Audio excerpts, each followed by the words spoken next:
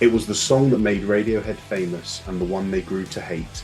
Creep was raw, emotional, and almost never released, but once the world heard it, there was no turning back. Hello and welcome back to the Long Live Rock and Roll podcast with your host, Mr. Laz Michaelides, and on the screen opposite me, Mr. Felipe Amarin. How you doing, bro? Doing great, man. And you? Yep, all good, thanks. All good here. How are things in London? All good?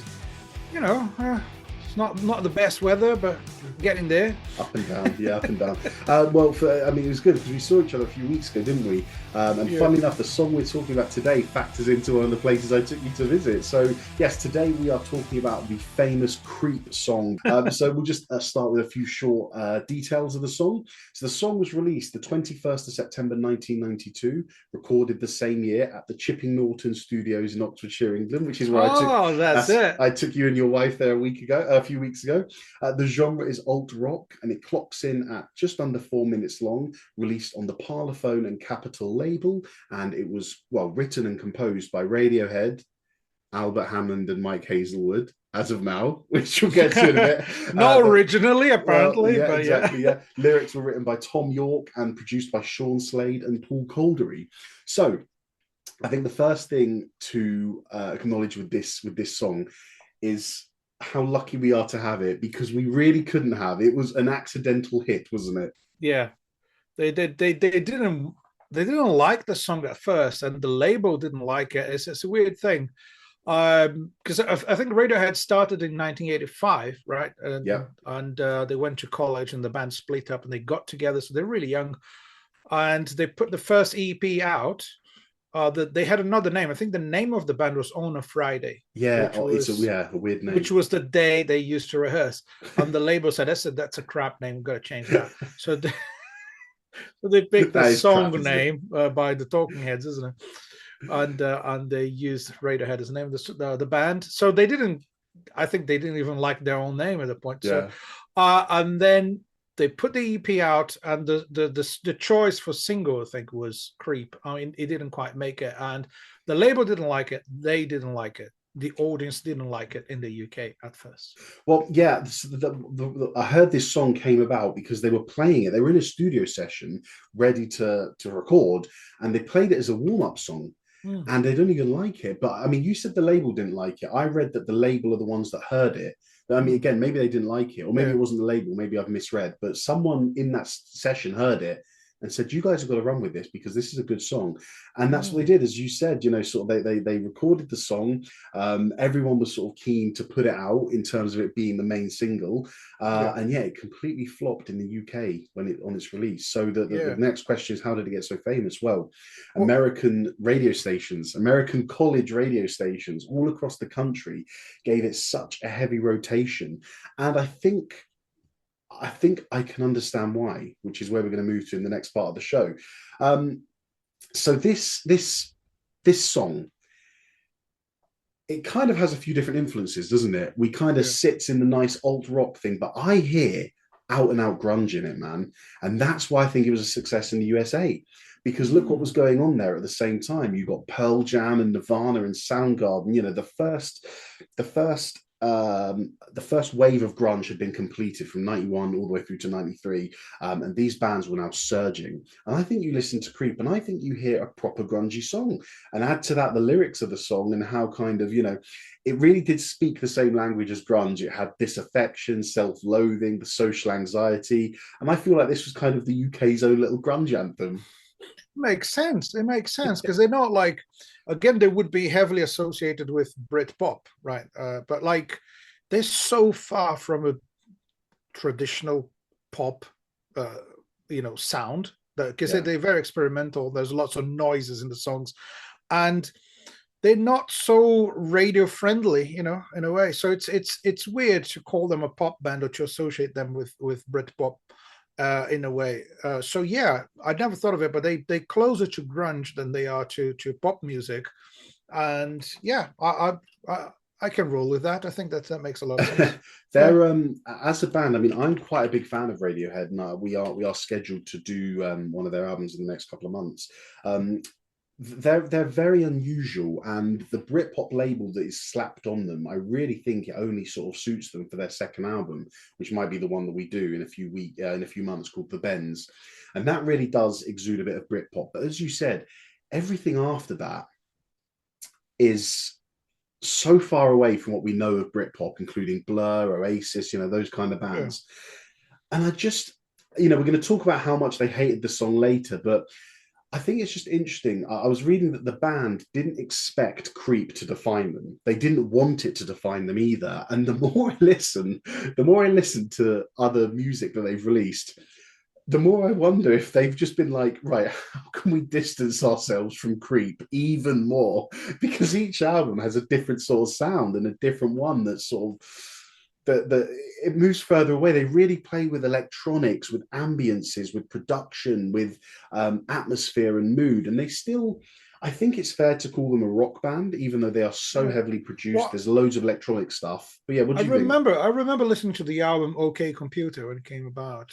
Yeah, and, that's the famous one, isn't it? It's got nothing to do with this song, isn't it, in a way? And it's yeah, I get it that they try to distance themselves from the song, but like it's a curse and a blessing at the same time. What I sometimes don't get about artists is like you have a song that made you a millionaire. Yeah. Could you just show a little bit of affection for that song? Affection for the song, appreciation for the public.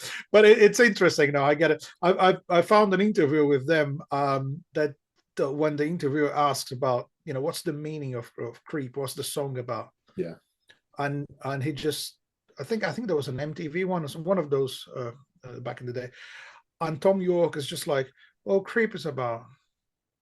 Yeah, it doesn't say anything else, and he just said, "That's it. That's the end of the interview." It's like he doesn't want to talk about it. No. It doesn't answer the question, and they just stop the tape. That's it. God. That's the end of it. The end of the interview, because he didn't want to talk about it. And to be fair, a bit of a silly question. What's the song about? So explicit in the lyrics. It's all there. We sometimes talk about interpreting songs. And when we talked about George Harrison, I said like how obvious the lyrics are, how like straight to the point, right? And every this time, is the same for me. That song needs no interpretation. It is what, in terms of lyrics, it is what it is. It's there, and exactly. I think especially in your teenage years, everyone has felt like that at some point in their lives. Yeah. So yeah, it's the way they performed the song live. If you check any live version of the song, especially when it was released, they already disliked it and they had to perform it live on every TV show. They make such a theatrical performance of it, and it's actually beautiful. It's like because it brings that feeling of being disliked or not liking yourself. Think about it. The lyrics about like, I don't like myself. I don't feel confident about the person here. I am. And it's like, I don't like this song. And I have to sing it in front of everyone. Like they're clearly uncomfortable with it, and they make a whole theater out of it. Yeah. And I love it. I think it's simply brilliant. Well, talking about what they can do to again, we're gonna wrap up at the end with a bit of a section on their resentment for it and why that might have come about. But in terms of what they did at the time to show their hatred for it, we're going to talk about the music and that iconic guitar slash where you had Johnny Greenwood, who wanted to intentionally sabotage the song by putting that famous over it. He said he thought the song was far too soft, too nice, too whatever. So he wanted to ruin it. And he turned, I think it's quite significant here because he turned what could have been just an out and out sad, ballady, low energy song into something that with two strums of a guitar turns it way more aggressive, way more Britpoppy, way more punky. It just gives it that overdrive guitar sound, and it changes the song completely, don't you think? Yeah, it does. It does, and it's the preparation for the chorus. We talk a lot about light and shade in music, and in this song, it's all so soft. And it doesn't gradually build up to the chorus. It explodes into the chorus. And that guitar noise, as Alan Partridge would say, that's just noise. So that's not really a chord. That noise it makes on the guitar before the chorus is the only bit of preparation to the loudness of the chorus. So everything else is just like soft all the way. And as I said, explodes into the chorus, really heavy. And then it goes down immediately as well. Yeah. And that's when the drummer does the cymbal thing, like just like creating like an ambience for the next part of the vocals. Like it's the way they play with dynamics is actually the contrast is shocking, really. Yeah. If I was listening to it on headphones, I had to bring the volume down for the chorus. I feel old now. Like, yeah, it's too loud, it's too old, as they say. Turn it but down. Like, it's like, oh my god, that's too loud. Because I was Yeah. listening to the details of the verse, so I put the volume up. Yeah. To hear the details of the bass and drums. I'm like, when it goes into the chorus, it's too much. And then I think the same kind of happens in the bridge after. You can't predict that bridge. But anyway, talking about that guitar part, I think it does show how much the guy disliked. Like, imagine I'm going to put a noise. Yeah, I'm going to completely destroy the arrangement, but actually he made it. Made it better. Yeah. And again, as we know, that's the song that would go on to sort of to create their career and shape it. You wanted to talk a bit about the structure and the members, right? Yeah. I think it's the role that each musician plays in that song. It's quite interesting. Well, later on we're gonna talk about where the song came from, isn't it, in terms of chords. But like when you listen to the verse, especially, the rhythm guitar plus bass and drums, they do the most obvious, predictable thing, just playing a really straightforward beat. Yeah, isn't it great? That's the foundation, because we're talking about, the song is a bit weird, this, that. Well, not entirely. You have that, like, that foundation with a really, how can I put it? Like, that's a standard way of playing pop music. You're just strumming the guitar, solid rhythm, nothing changes for the whole verse. Yep. And bass and drums, they do that job all the way to the end. When the guitar parts are still a bit weird, the vocals are like screaming and all that stuff. Bass and drums is just a straightforward groove. There's one drum fill halfway through that bridge. And it sounds like John Bonham's, like a triplet fill. Really, it sounds faster than the song because there's more notes per beat than you would expect. Yeah. But it's a really short drum fill. And is back to the groove, and that's how it goes. And the bass, there's nothing, how can I put it? It's nothing too clever about the bass, isn't it? Not at all. Following the drum pattern, that's it. That's it. But I just think that's such a solid foundation for the song. And it's almost creates, because it doesn't ever really leave that rhythm, it just creates this almost psychedelic ambience around it, especially with that guitar being picked in the background. Yeah. And the effects they put on it. Radiohead are a band that have always given so much time and attention to the sound. I remember, my music teacher, when I was in studying GCSE and A-level at school, my music teacher was obsessed with them and he loved them. And I imagine he still does. And he was always just showing me these little intricacies of these songs. And I kind of listened to a song like, I don't know, they got a song called, I'm going to take a pause for this to just quickly explain to listeners and viewers our usual thing, where if you go down in the show notes or the YouTube description, you will see a playlist dedicated to this episode where we put every song that we've mentioned. If we're doing an album, all the songs from the album will be in there. Or if we're doing a song, the song will be in there, plus anything else we mentioned throughout the episode, including covers, like I'm doing now, little examples. So make sure you check that out to stay to listen along with us. And he played this song called Everything in Its Right Place by Radiohead, which is a stunning song, so soft, so haunting.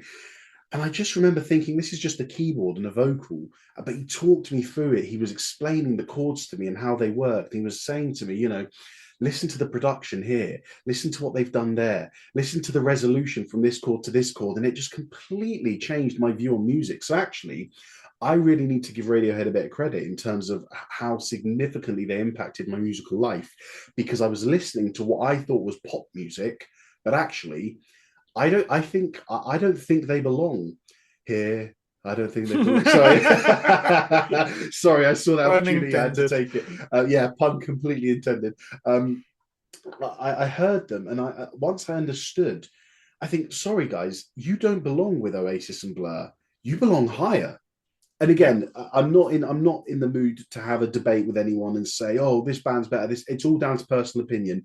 But in terms of the level of detail and musicality within their music, Sure, can Oasis write a better pop song? Yeah, fine, I'll give him that. But in terms of musicality, performance, production, Radiohead are on another level, man.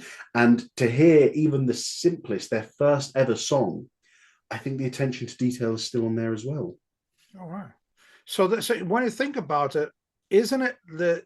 So maybe Creep was definitely what shaped their career in a way, because the fact they tried to distance themselves from the song probably made them even more aware of details and how they could, how they could be more creative. Yes. Well, how could they do something completely different? And I think, as I said to you, because you have that foundation of bass and drums just keeping the beat as it should be, which for me relates to rock and roll, actual like early rock and roll. Because when you listen to Fats Domino or Little Richard or Chuck Berry or Elvis, bass and drums are not there to shine. No, they're not there to be clever. Yeah, and it's all about the guitar player and the singer. So what happens with, or the piano player in some cases, in early rock and roll. So what happens with this song is that, like, because there's one element of the song that is not crazy at all. It's not like weird. So the other guys can be as weird as they want. Yeah. But you know, that's the foundation for bass and drums. And we did it, the last song episode we did, Whole Lot of Love, which actually doesn't really apply to this, but on that album, on Led Zeppelin 2, you've got a song like the Lemon Song, where you have John Paul Jones and John Bonham holding down that groove. Yes, John Paul Jones kind of goes off a bit, does a bit of a solo thing, but then that gives Jimmy Page and Robert Plant the space to do their weirdness stuff. So you're right. And once they establish a foundation in this song, as you said, you have the space for Thom Yorke's vocals to sort of soar. You know, there's a joke about Thom Yorke and his about some of his the way he sings. There's a song on OK Computer which is actually one of my favorite songs of all time, called No Surprises, and it's so funny. The characteristic of Thom Yorke's voice is the slurring of the words. How sometimes, you know, people joke about Thom Yorke that, you know, because he just slurs words kind of together. He doesn't establish them, but that's his method. And I think if the drums and the bass were going to be extravagant and busy and playing much busier rhythms, Thom Yorke doesn't have the freedom to do that. Ed O'Brien doesn't, or was it Johnny Greenwood, doesn't have the freedom to do that guitar slash. It's because the bass and the drums have that established rhythm that it creates space for the rest of the band to do their thing. Yeah, exactly. And I think it's interesting that you touched the vocal performance there. Yeah, it's almost like he's drunk or he's just not in the mood to sing. It's like, I don't want to sing. And when I first heard the song, during the verse, I was like, gosh, this guy can't sing. Famous last words, right? Because when he hits the bridge and he shouts, and it's like, that's such a hard vocal to replicate live for any singer. It's not an easy one. It's like, I don't know about his vocal technique, but it sounds technically good enough to me. Yeah, well, It's not an easy one. It's a really high note and long and consistent. So the thing is, and he does it live, right? There's some really cool live versions of this song where he performs like with the same quality as the studio. And when I heard that, so wow, he can sing like that. Why is he not singing with that beautiful voice during the verse? But that's the whole point, because it wouldn't match the feeling of the lyrics. Yeah. Right. Yeah, so exactly. This guy feeling like he's not happy about himself. He doesn't like the person he is. He doesn't feel confident to talk to a woman he likes. And he's a creep. Yeah. It feels like a creep. He needs to sing like a creep. Yeah. And it's funny because I think every person has felt like that at some point in their lives. I don't think anyone I know always felt entirely self-confident or special, and it's, not for your whole life. There's always a point where you think like you don't belong and you're not as good as everyone else. And I think it's interesting that they put that in the lyrics, without how can I put it, like, without analogies or anything. It's just it is what it is. He says exactly as it is. So and on top of that, as I said at the start, it so much more associates itself towards grunge than it does Britpop. Because we've done a few Britpop episodes now where we identified that Britpop was the UK was happy again. You know, like the Thatcher era had ended, the economy was booming, and it was like, you know, let's celebrate being British. But Radiohead, they were not celebrating anything, were they? No, not at all. And I know Britpop hadn't even reached its own heights back then. But even so, looking at their subsequent albums, Radiohead, The Bends is slightly more Britpop-y, but there's still so much introspection in those albums, which is why I'm always hasten to anyone says to me, who's your favorite Britpop band? Blur, Oasis. I say Radiohead because that's how great. They are. Yeah, that's great. That's how they're categorized. But despite me trying to be clever with that answer, I don't think they're a Britpop band because I don't feel they've ever slotted into that maybe the Bends, maybe that one album, but you know, I don't know. Yeah, I agree with you. They have a sound of their own, and completely. But there's one thing specifically about Creep, which I think it's brilliant because I was talking to, was playing a gig the other day, and this guy came to talk to the guitar player about. So basically, our guitar player got really angry because we had some music to be played during the break, so we put it through the speakers, like some country music and blues. And this guy put some money into the jukebox and started playing some Radiohead. And the guitar player hated it. Say, mate, we're trying to play some music here on the break that kind of suits the kind of gig we play. I was like, you played fucking Radiohead. And this guy said, but don't you like Radiohead? And they started this argument, like, not in a friendly way. Yeah. And he was joking with the guy, oh, this is really crap. Yeah. Come on, it's impossible that you like this. They're going on, and the guy says, oh, I love them. They're great. No, and then out of the blue, the guy says, come on, Creep is a great song. And then my friend was like, yeah, that's a great song. There you go. There you go. So judged entirely on that song. I mean, I wish I liked Radiohead more than I do, and that's saying something because I have such profound respect for them. I love their. I spoke about this already 10 minutes ago.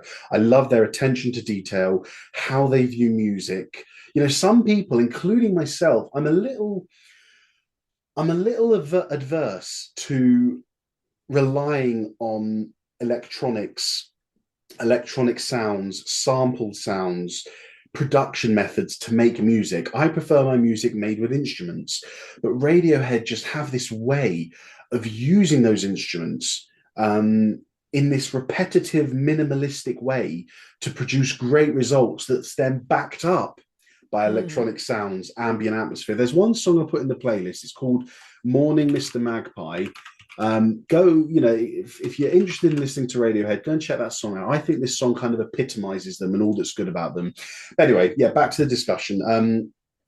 Creep has defined this band, but it has not come without controversy because listeners noticed similarities to the song "The Air That I Breathe" by the Hollies. And what happened is Hammond and Hazelwood from the Hollies sued them for copyright infringement. Now, Radiohead didn't fight it. They settled straight away. And then from then, both writers have been given official songwriting credits on the song, which is why we had that little laugh at the start. But what do you think with regards to the plagiarism and the lawsuit? That is an interesting one. Normally, a plagiarism accusation has come out of lyrics and melodies. Right? It may be a riff. Think about that. So we discussed a Whole Lotta Love the other day. That's so obvious. The lyrics are there, and and the melody at some point. So that's more kind of that would be harder to fight if you say that if you copied someone's lyrics and melody, that's clear plagiarism. Yeah, because that's what the song technically is, like legally. In most countries, I think. You can only sue. I might be wrong about this, but don't quote me on this. But I think you can only sue someone for plagiarism if it's about lyrics and melodies. So the instruments, the instrumental parts, they have to be really, really, really close to the original for you to actually sue someone for that. And this is a case that you can clearly tell. The acoustic guitar, the bass, and the drums at the beginning are playing the exact same beat.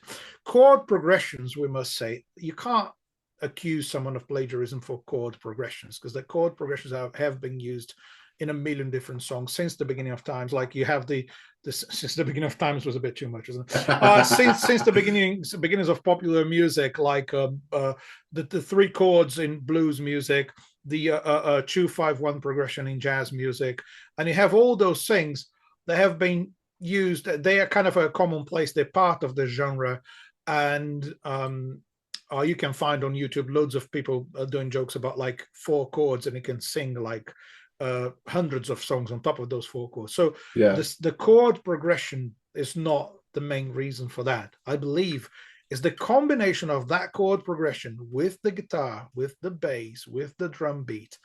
It's like there's no way they were not listening to that song and playing on top of it. And you know what people do? They start jamming to someone else's music and say, oh, let's create something on top of this.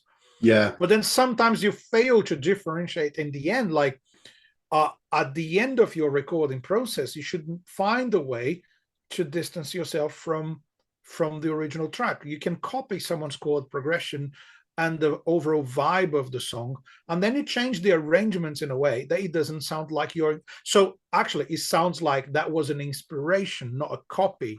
Yeah, I believe the way they've done, specifically the thing we said that gives the foundation to the song, which is the groove, the rhythm, guitar, bass, and drums.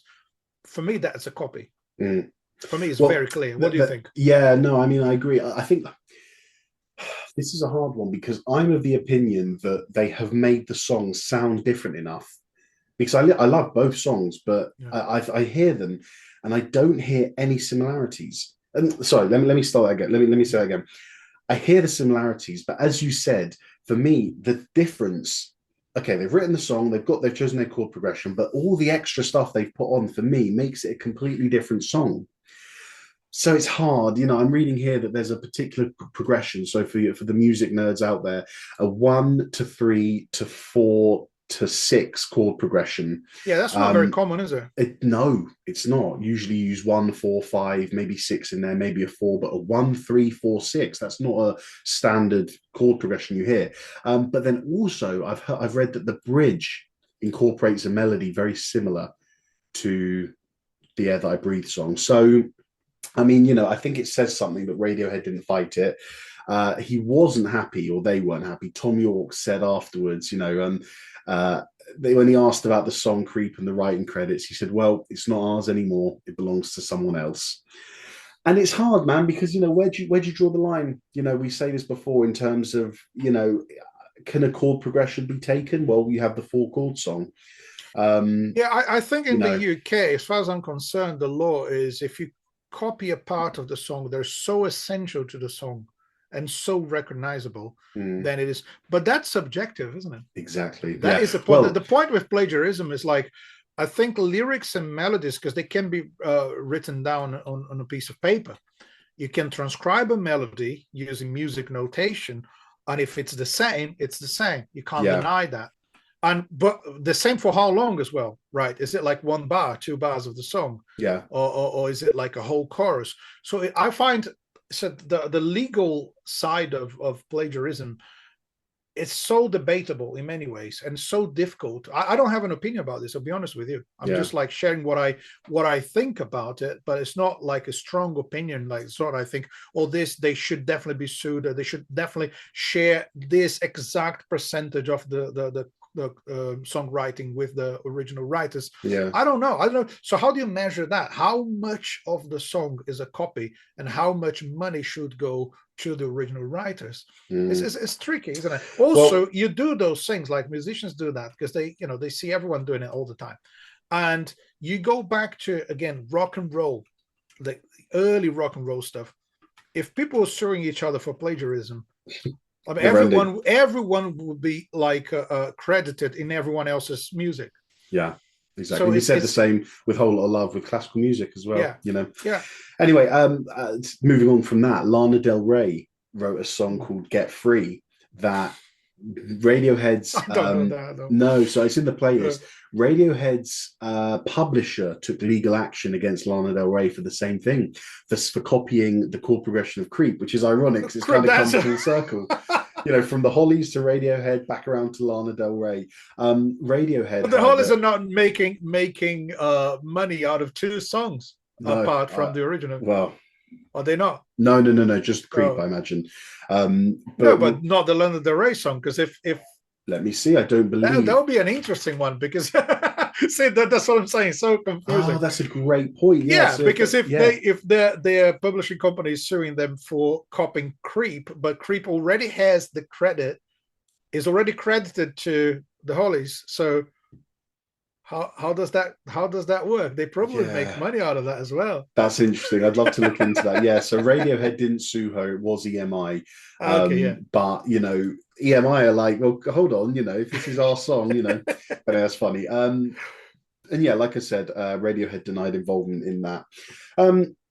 So my opinion, which is where I want to go into the next section of the episode, is that I want to ask, why do Radiohead hate this song? And I think we've got a few answers in the start of the episode, but my thinking is, I just look at all this stuff, right? After Pablo Honey was released, and Creep became famous, all of their gigs, you had fans begging them to play Creep. And there's one gig where Thom Yorke shouted, "Fuck off, we're not a jukebox," when they was asked to play. And then, by the time they got around to OK Computer, they actually flat out refused to play the song. They didn't want to play it. The media were calling Radiohead, the Creep band. And Thom Yorke saw the song as this shallow, overly emotional song that was really unrepresentative of the direction that the band wanted to pursue. And that goes back to what I was saying a few minutes ago about how each time I hear a new Radiohead album, it gets further and further away from Creep. It gets so much so that Thom Yorke has called the song a ghost, always present, always watching. And I just find it interesting that, and listen, they did bring it back in the 2000s. They started bringing it back occasionally to this set. But I look at everything that happened. They didn't want to record the song. It was used as a studio warm-up. They were then judged completely on that song. Yes, it brought them success and fame, but they were judged on it. They were labeled as the Creep band because of that.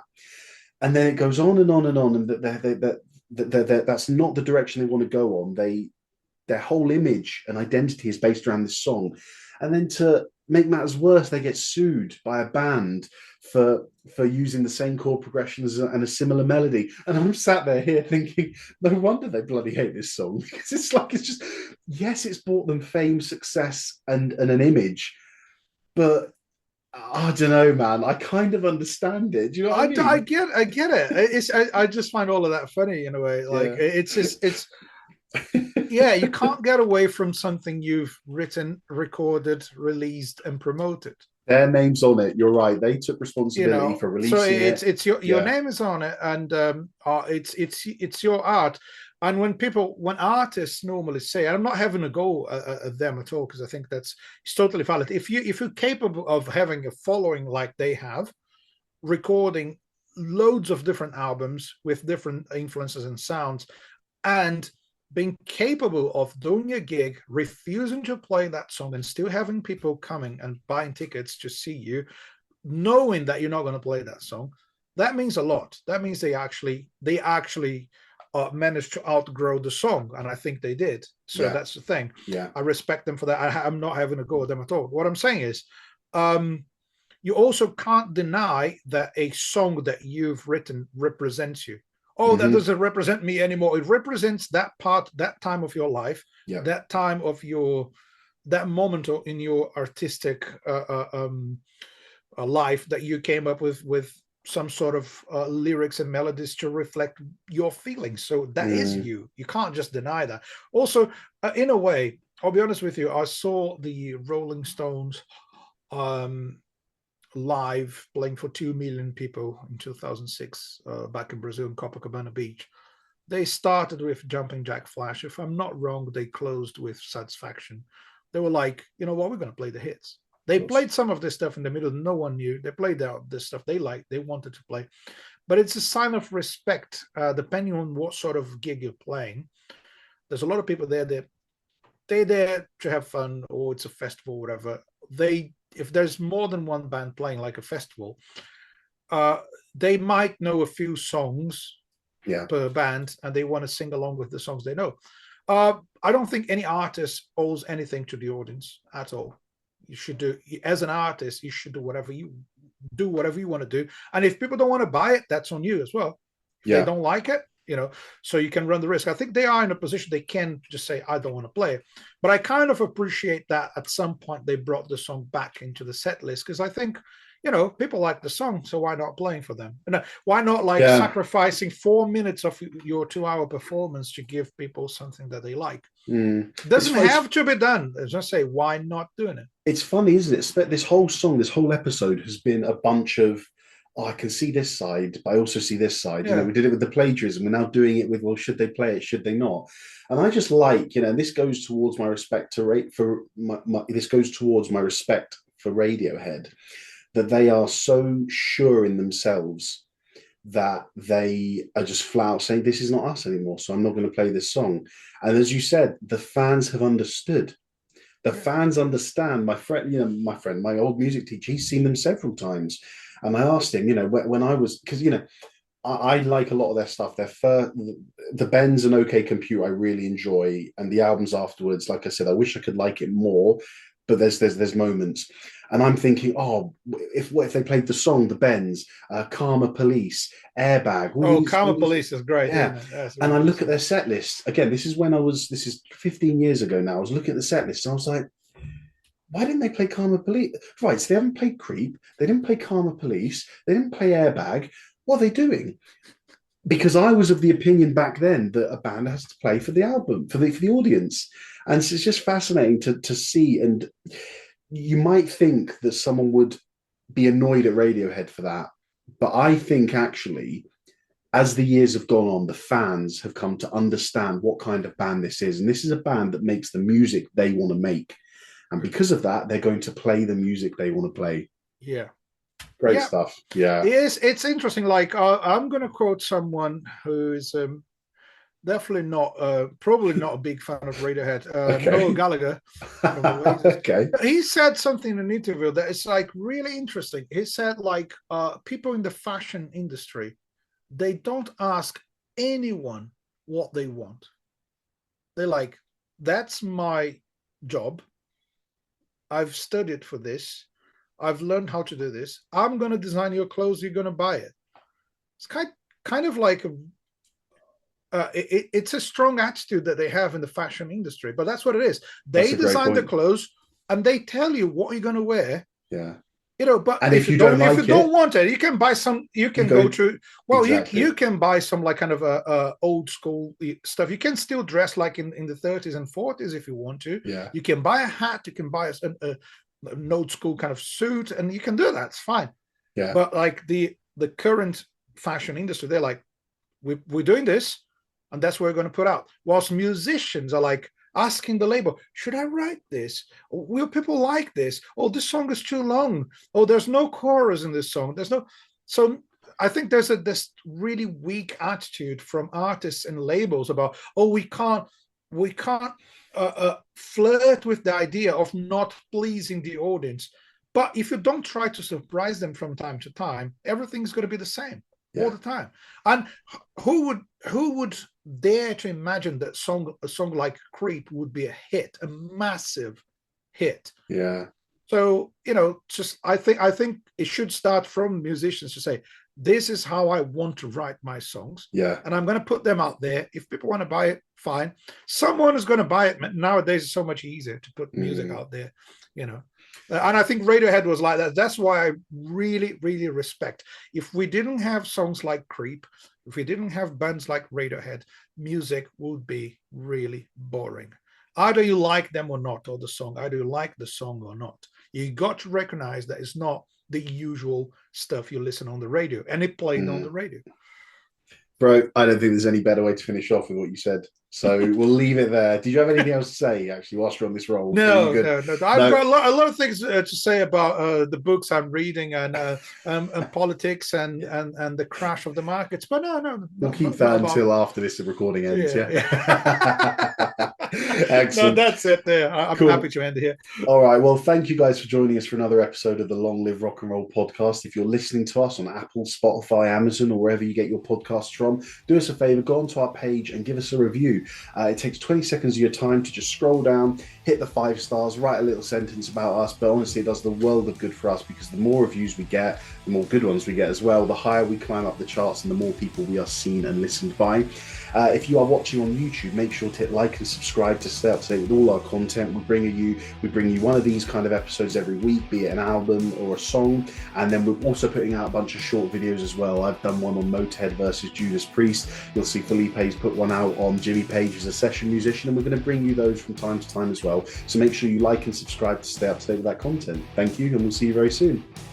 Yeah, thanks for being with us once again. And the 5 stars thing, I don't know how it goes. I think is a button that you click somewhere. I know it's the internet thing. Yeah, you click on it. So click on that thing. If you think we're worth 4.5 stars, just round it up. Give us 5. There you go. And thanks for being with us once again. Keep on rocking, everyone, and don't do anything I wouldn't do. Thank you guys, and as usual, take care and long live rock and roll.